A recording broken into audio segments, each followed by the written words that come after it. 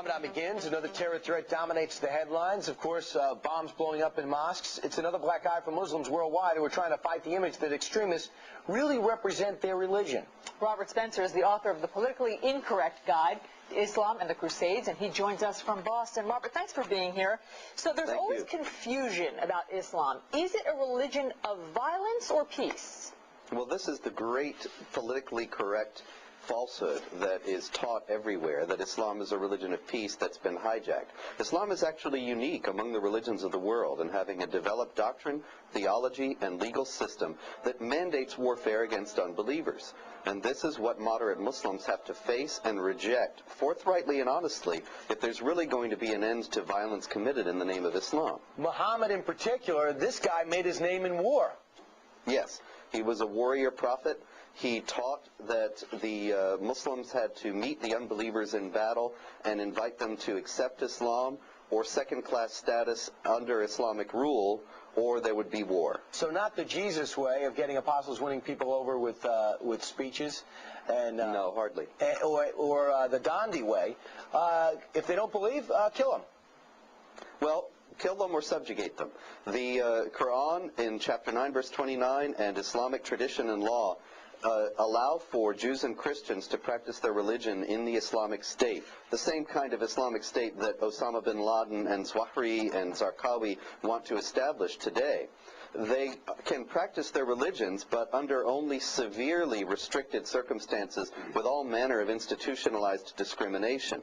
It's a funny thing that many people point to this as a great sign of tolerance and mutual respect, when actually there's no sense of universal dignity or universal rights in this scheme of things, but only a decidedly second-class status for Christians and Jews.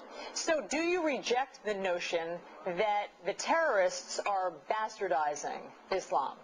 Right, they are not. They are obviously not all Muslims are terrorists, and not all Muslims endorse the terrorist perspective. However, the terrorists are working from a broad tradition within Islam, and the sooner this is recognized by Muslims and non-Muslims, the sooner that both people of goodwill in both camps will be able to find positive ways to deal with it. Well, you point out the history of Muhammad, his biography here, compared to Jesus, not saying who's right or wrong, but just comparing and contrasting. Tell me about the Battle of Badr, B-A-D-R, and how it compares to what's happening today. Well, this is a decisive battle in early Islamic tradition. It's a battle in which Muhammad, with a vastly outnumbered force, about 300 of his warriors compared to 1,000 of the pagan force that was fighting him, he prevailed. And this was considered to be a sign that Allah had blessed the Muslims and was going to prosper their cause. The same kind of thing, actually this battle itself, has been invoked many times in the modern age, particularly with the victory over the Soviets in Afghanistan, as a sign that Allah is blessing the jihad terrorists today and if we were to leave Iraq, wouldn't that be another chapter? Wouldn't that be another example? If we were to leave Iraq, there they go again. Oh, yes. The outnumbered terrorists win. Precisely, yes. And so these kinds of things are precedents. Muhammad's example is a precedent, and he is considered to be the perfect man. So the fact that he did pursue battles, order the assassinations of his enemies, have multiple wives, that kind of thing, it's not just a matter of history. He was a perfectly ordinary 7th century warrior, but his model is considered normative for all times by mainstream Islam, and this is why this kind of violence continues to recur.